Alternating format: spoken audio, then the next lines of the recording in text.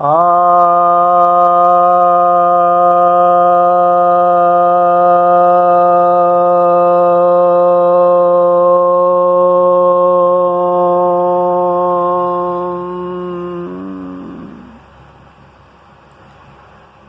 सभी भक्तजनों को सप्रेम नमन।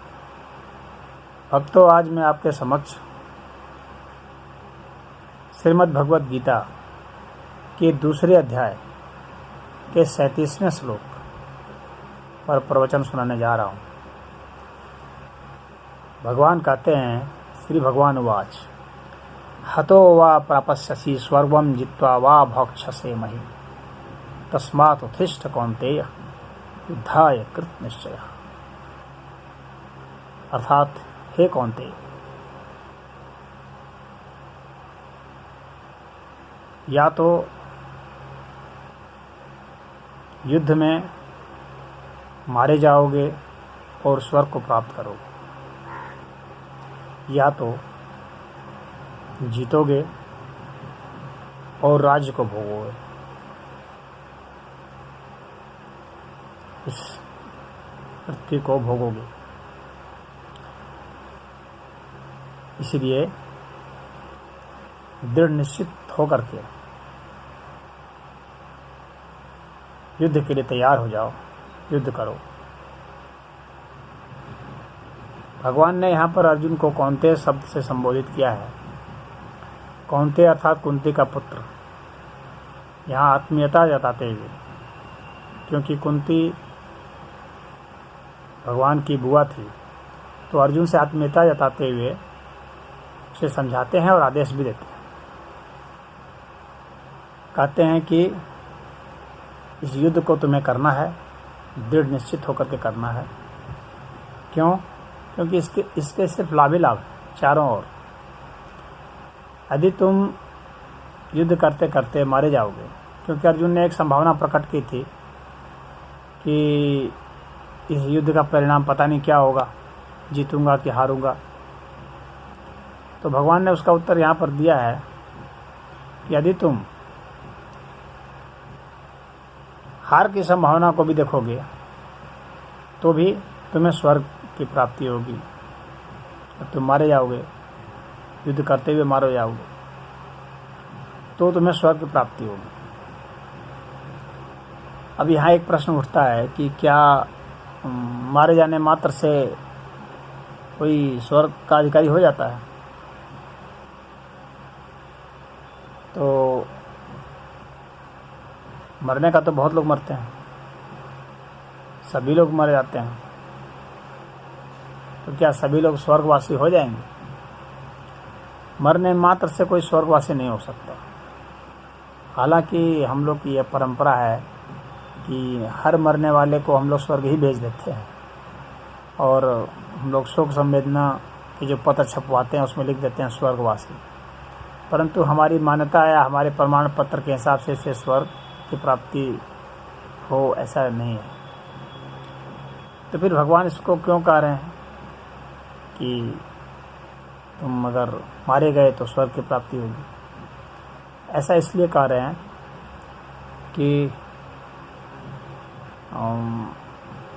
जब व्यक्ति युद्ध के मैदान में होता है, उस वक्त उसके दिमाग में जो अतीत के संस्कार हैं वे कार्य नहीं कर रहे होते हैं, और जो भविष्य के संस्कार हैं वे भी कार्य नहीं कर रहे होते हैं। यानी जब हम विचार करते हैं, कोई योजना बनाते हैं, तो उसके भी संस्कार बनते हैं, तो वह भी कार्य नहीं कर रहे होते हैं। वहाँ व्यक्ति बिल्कुल वर्तमान में जीता है। वहाँ डरने की भी फुर्सत नहीं है, क्योंकि उसके लिए भी टाइम चाहिए। वहाँ टाइम नहीं है, और वहाँ एकाग्रता इतनी घनिष्ठ है, घनीभूत है कि यदि थोड़ी सी भी एकाग्रता में चूक हुई तो व्यक्ति मर जाता है, क्योंकि वहाँ सामने वाला मार देगा तुरंत। तो इसलिए वहाँ व्यक्ति एकदम फोकस्ड होता है, एकाग्रचित होता है। और उस एकाग्रचित अवस्था में जब मृत्यु होती है, तब क्या होता है कि स्व में गमन हो जाता है, क्योंकि संस्कार नहीं रह जाते। संस्कार उस वक्त काम नहीं कर रहे होते हैं। नहीं रह जाते हैं, क्या मेरा मतलब इतना है कि वहाँ काम नहीं कर रहे होते हैं, यानी वे सक्रिय नहीं होते हैं, फंक्शन में नहीं होते हैं। तो वैसी स्थिति में, उस एकाग्रता की परम स्थिति में, वह विवेक ख्याति की स्थिति में व्यक्ति स्व में प्रविष्ट हो जाता है। स्वर्ग का अर्थ हो गया स्व में गमन करना, आत्मा में गमन करना। तो वहाँ उसकी प्रविष्टि हो जाती है। तो यदि कोई व्यक्ति कुटिया में है तो यहाँ तो मौका है, हम कोई साधना कर रहे हैं तो हट भी सकते हैं। कोई सांस छूट गई तो कोई बात नहीं, फिर से हम कर सकते हैं। किसी भी प्रकार की साधना में यहाँ कई मौके हैं, लेकिन युद्ध के मैदान में कई मौके नहीं। एक ही मौका काफ़ी है, एक मौका और आपका काम खत्म। इसलिए वहाँ एकाग्रता बहुत तीक्ष्ण होती है। और वैसी स्थिति में जब मृत्यु होती है तो स्व में गमन हो जाता है। हमारी जो प्राण शक्ति है वो अंतःकरण में प्रविष्ट होकर के, प्रज्ञा में प्रविष्ट होकर के, महातत्व अव्यक्त में प्रवेश होते हुए आत्म में स्थित हो जाती है। तो स्व में गमन हो जाता है। और यदि योग की भाषा में बात करें तो एक जो महारथी है, पराक्रमी है, योद्धा है, धर्म क्षेत्र का जो योद्धा है, वह अपने विकारों से युद्ध कर रहा है। यदि करते करते वह मर जाता है तो भी उसे स्वर्ग की प्राप्ति होती है, क्योंकि वो उसमें फोकस्ड था। तो एक साधक के लिए भी भगवान ने यहाँ पर आश्वासन दिया है कि यदि आप साधना करते करते मर जाएं तो भी आप स्वर्ग की अवस्था को प्राप्त निश्चित ही करेंगे। और यदि आप जीत जाते हैं तो परमात्मा का राज भोगेंगे। उसी को इन्होंने कहा है कि राज भोगोगे, वाह भक्षसे महि। और जो युद्ध का मैदान है, भौतिक युद्ध का मैदान, तो अर्जुन के लिए कह रहे हैं कि तुम जो है इसको भोगोगे, राज तुम्हें मिलेगा। जीत जाने पर वाहवाही होगी।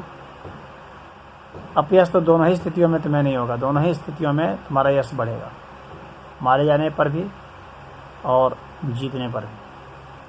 तो लाभ ही लाभ है, यश भी मिलेगा, आनंद भी मिलेगा, सुख शांति मिलेगी, धन पद मिलेगा, सिर्फ लाभ ही लाभ है। तो इसीलिए साधना में रत रहो। साधना से सिर्फ तुम्हें लाभ ही लाभ मिलेंगे। युद्ध में रत रहो, चाहे अपने अंदरूनी शत्रुओं से युद्ध कर रहे हो, चाहे बाहरी शत्रुओं से युद्ध कर रहे हो। बाहरी शत्रुओं से भी युद्ध तुम तभी करोगे जब वो धर्म युद्ध होगा तो ही लाभ होगा। यानी धर्म युद्ध के लिए कर रहे हो, यानी जो अंदर तुम स्थापित करना चाहते हो, अक्रोध, अहिंसा, प्रेम, भाईचारा, न्याय, सत्य, उन्हीं के लिए तुम युद्ध कर रहे हो। तो वो अंदरूनी युद्ध ही बाहरी युद्ध में परिलक्षित होता है। तो युद्ध चाहे अंदर हो चाहे बाहर हो, युद्ध ही है। और अंदर और बाहर का वास्तव में कोई भेद नहीं होता है। जो अंदर है वही बाहर है, जो बाहर है वही अंदर है। तो इस सीमा से परे, जो इसमें कई तरह की जो सीमाएं आती हैं, उनसे परे होकर के युद्ध करो और परम धाम में विश्राम करो। तो उसका परमात्मा का राज तुम्हें मिलेगा, राम का राज मिलेगा, राम राज में प्रविष्ट होगे। यह भगवान का यहाँ पर अर्जुन को आदेश है। इसीलिए भगवान कहते हैं कि दृढ़ निश्चित होकर के तुमको युद्ध करना है, क्योंकि शत्रु भी परास्त हो जाएंगे, तुम्हारी निंदा भी नहीं होगी, तुम्हारी प्रशंसा होगी, यशोगान होगा, युगों युगों तक लोग गाएंगे, तुम स्वयं आत्म बलवान हो जाओगे और लाभ ही लाभ तुमको मिलेगा, आनंदित होगे, ज्ञानी हो जाओगे। हर तरह के जो लाभ हैं, आध्यात्मिक लाभ, दैविक लाभ, भौतिक लाभ, सभी लाभ मिलते हैं एक सिद्ध साधक को, और एक वे जो साधना करते करते मर जाते हैं उन्हें भी। तो इसीलिए भगवान ने निर्देश दिया है कि ये दोनों ही प्रकार के जो लाभ हैं उन्हें तुम प्राप्त करो। यही कुंती पुत्र को आदेश देते हैं भगवान कि हे कौन्ते, तुम्हें ये करना है। दोनों प्रकार के जो संभावनाएं हैं, हार या जीत की, मरने या जीतने की, इन दोनों संभावना में तुम्हारे फायदे ही फायदे हैं। तो यह भगवान का यहाँ पर आदेश निर्देश है। ओम।